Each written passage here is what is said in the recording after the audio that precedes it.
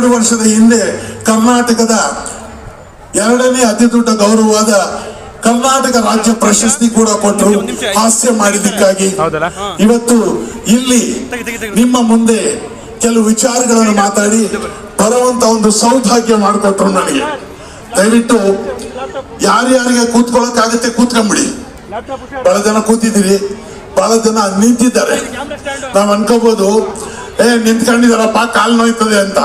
ಅದೆಲ್ಲ ಸಿಟಿ ಅವ್ರಿಗೆ, ಇಲ್ಲಿರೋರಿಗೆ ಕಾಲ್ ನೋವಲ್ಲ. ಬೇಕಾದ್ರೆ 12 ಗಂಟೆ ಬೇಕಾದ್ರೂ ನಿಂತ್ಕೊತಾರೆ.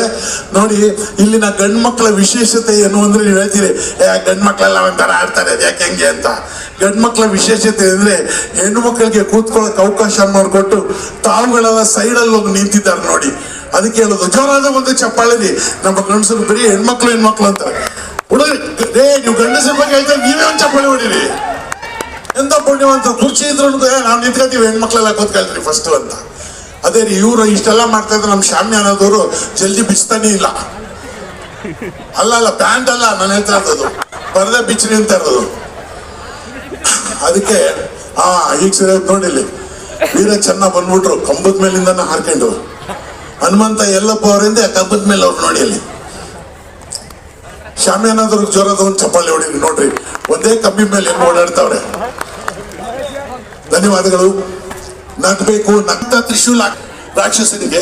ರಾಕ್ಷಸ ನಗ್ನಗ್ತಾ ಸಾಯ್ತಿರ್ತಾನೆ, ಹುಲಿ ಅದನ್ನ ನಗ್ನಗ್ತಾ ನೋಡ್ತಿರ್ತದೆ. ಹಂಗಿದ್ರೇನೆ ಫೋಟೋ ಮನೇಲಿ ಇಡೋದು, ಇಲ್ಲ ಅಂದ್ರೆ ತೆಗ್ದಾಕ್ ಹೋಗೋ ಭಯ ಆಗ್ತದೆ ಅಂತಾರೆ. ಅದಕ್ಕೆ ಹೇಳೋದು ನಮ್ಮ ಫೋಟೋಗ್ರಾಫರ್ಸ್ ನೋಡಿ ಮುಂಚೆ ಫೋಟೋ ತೆಗಿಬೇಕಾದ್ರೆ ಸ್ಮೈಲ್ ಪ್ಲೀಸ್ ನಗರಿ ಸ್ವಲ್ಪ ಅಂತಾರೆ. ಯಾಕೆ ಹೇಳಿ, ನಗ್ನಗ್ತಾ ಇರೋ ಫೋಟೋ ಮನೆಯಲ್ಲಿದ್ರೆ ನಮ್ಮ ಮೊಮ್ಮಕ್ಳೆಲ್ಲ ಇಟ್ಕೋತಾರೆ ತಾತನ ಫೋಟೋ ಚೆನ್ನಾಗೈತೆ ಅಂತ. ನಾವು ಗುರ್ರ ಅಂತ ಫೋಟೋ ತೆಗ್ಸಿದ್ರೆ ಯಾಕೋ ಭಯ ಆಯ್ತದೆ, ತಾತನ ಫೋಟೋನೇ ತೆಗೆದು ಬಿಡು ಅಂತಾರೆ. ಅದಕ್ಕೆ ನಗು ಬಹಳ ಮುಖ್ಯ ಇದೆ. ನೀವು ಜೀವನದಲ್ಲಿ ಯಾವಾಗ ನಗಬೇಕು ಅಂತ ಬಹಳ ಜನ ಅನ್ಕೊಂಡಿರ್ತಾರೆ.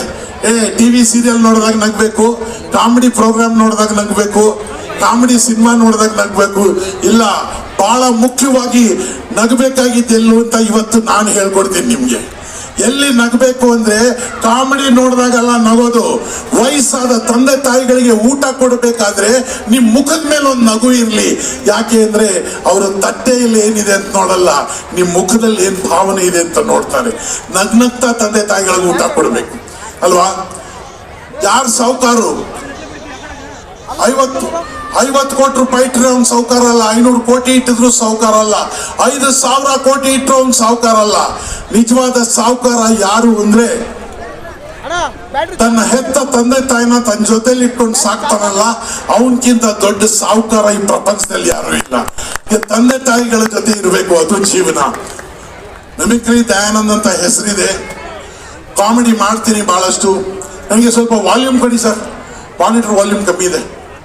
Monitor volume hello, okay okay. ಹಾಗೆ ಹೊರಗಡೆನೂ ವಾಲ್ಯೂಮ್ ಜಾಸ್ತಿ ಕೊಡಿ. ಎಸ್, ಮಿಮಿಕ್ರಿ ಮಾಡಬೇಕು ಅಂದ್ರೆ ಮಿಮಿಕ್ರಿ ಮಾಡ್ತೀನಿ, ಕಾಮಿಡಿ ಮಾಡಬೇಕು ಅಂದ್ರೆ ಕಾಮಿಡಿ ಮಾಡ್ತೀನಿ.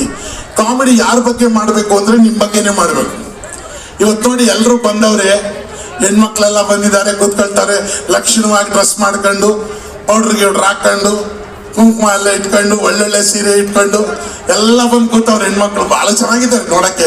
ನೋಡಿದ್ರೆ ದೇವರು ಅಂತ ಕೈ ಮುಗಿಯೋಣ ಅನ್ಸುತ್ತೆ, ಅಷ್ಟು ಚೆನ್ನಾಗಿದ್ದಾರೆ. ಆದ್ರೆ ಈಗ ಮನೆಗೆ ಹೋಗಿ ನೋಡ್ಬೇಕು ಪರಿಸ್ಥಿತಿ.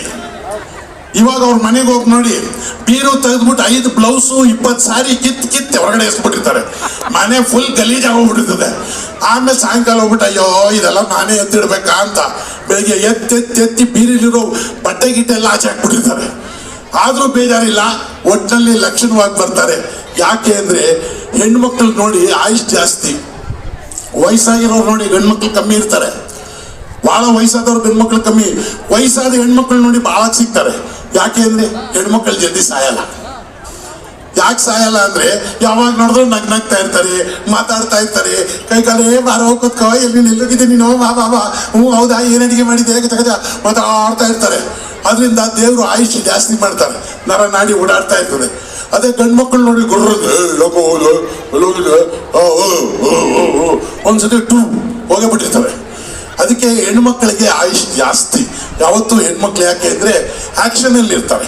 ಮಿಮಿಕ್ರಿ ಮಾಡೋದು ಅಷ್ಟೇ, ಹೆಣ್ಮಕ್ಳೇ ಜಾಸ್ತಿ ನೋಡಿ. ಗಂಡು ಮಕ್ಳೆಲ್ಲ ಒಂದೇ ತರ, ಎಲ್ಲೋಗಿದ್ದು ಹೋಗೋ ಸ್ಕೂಲ್ಗೆ ಹೋಗು ಅಷ್ಟೇ.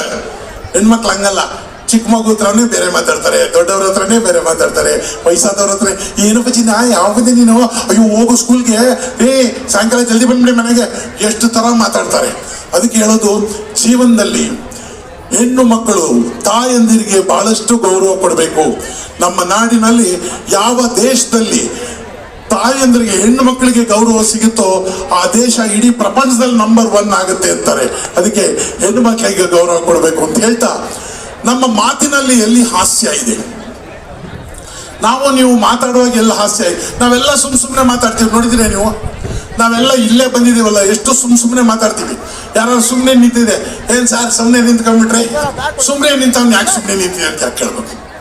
ಯಾರು ನಡ್ಕೊಂಡು ಹೋಗ್ತಿರ್ತಾರೆ, ಕಾಣುತ್ತೆ, ಆದ್ರೂ ನಡ್ಕೊಂಡು ಹೋಗ್ತಾ ಇದ್ದೀರಾ, ಕಣ್ ಕಾಣಲ್ವಾ, ಅದನ್ನ ಯಾಕೆ ಕೇಳಬೇಕು. ಇದೆಲ್ಲ ಪರವಾಗಿಲ್ಲ, ಊಟ ಮಾಡ್ತಿರ್ತಾರೆ ಅವ್ರು, ಊಟ ಮಾಡ್ತಾ ಇದ್ದೀರಾ, ಇನ್ನೇನು ತಿಂತಿರ್ತಾರೆ ತಟ್ಟೆಗೆ ಹಾಕೊಂಡು. ಸುಮ್ಮನೆ ಮಾತಾಡೋದು, ಸುಮ್ಮನೆ. ನೀವು ಸಿನಿಮಾ ಥಿಯೇಟರ್ಗೆ ಹೋಗಿ ಇಂಟರ್ವಲ್ ಅಲ್ಲಿ ಕಾಫಿ ಕುಡಿಯೋಣ ಅಂತ ಹೋದ್ರೆ ಸಿನಿಮಾ ಥಿಯೇಟ್ರಲ್ಲಿ ಸಿನಿಮಾ ನೋಡಕ್ ಬಂದ್ರ ಇನ್ನೇನು ಪಾರ್ಕೆ ತಗೊಂಡು ಕಸ ಹೊಡಿಯಕ್ಕೆ ಬರ್ತಾರಲ್ಲಿ. ಮನುಷ್ಯ ಸತ್ತೋದ್ರು ಬಿಡಲ್ಲ ರೀ, ಹೆಣ ತಗೊಂಡು ಹೋಗ್ತಾ ಇದ್ರೆ, ಏನ್ ಸರ್ ಸತ್ತೋಗ್ಬಿಟ್ಟ, ಇಲ್ಲ ಅವನಿಗೆ ಫೈಟ್ ಮಾಡಬೇಕು ಅಂದ್ರೆ ಮನುಷ್ಯನ ಸಾಯಿಸೋದಲ್ಲ, ನಿಜವಾದ ಫೈಟ್ ಅಂದ್ರೆ ಒಂದು ಪ್ರಾಣ ಉಳಿಸ್ತಿರಲ್ಲ, ಅದು ಬದುಕಿನ ನಿಜವಾದ ಫೈಟ್. ಒಬ್ಬ ಡಾಕ್ಟ್ರು ಹಗಲು ರಾತ್ರಿ ಕಷ್ಟಪಟ್ಟು ಪ್ರಾಣ ಉಳಿಸ್ತಾನೆ, ಅದೇ ಫೈಟ್. ಹಾ, ನಾನೇನು ಮಾಡಿಲ್ಲ, ಮಾಡಬೇಕಾಗಿದ್ದ ಕೆಲಸ ಬೇಕಾಗಿರ್ತದೆ. ಆದ್ರೆ ಒಂದು ಮಾತು ಹೇಳ್ತೀನಿ ಸ್ನೇಹಿತರೆ, ನಿಮ್ಮ ಈ ಪ್ರೀತಿ, ನಿಮ್ಮ ಈ ಚಿಪ್ಪಾಳೆ, ನಿಮ್ಮ ಈ ನಗು, ಇದೆಲ್ಲ ನೋಡಿ ಆನಂದ ಬರುತ್ತೆ. ಆದ್ರೆ ಒಂದು ಮಾತು ಹೇಳ್ತೀನಿ, ಕನ್ನಡ ನಾಡಿನಲ್ಲಿ ಮುಂದುವರಿಸೋ ಕೆಲಸ ಬೇಕಾದಷ್ಟಿದೆ. ನಮ್ಮ ಸಿನಿಮಾ, ನಮ್ಮ ನಾಟಕ, ನಮ್ಮವ್ರು ಅಂತ ಮೊದಲು ಕನ್ನಡಿಗರಾಗಿ ಕನ್ನಡ ಸಿನಿಮಾ ನೋಡ್ಬೇಕು, ಆಮೇಲೆ ಬೇರೆಯವ್ರಿಗೆ ಹೇಳ್ಬೇಕಲ್ಲ. Thank you.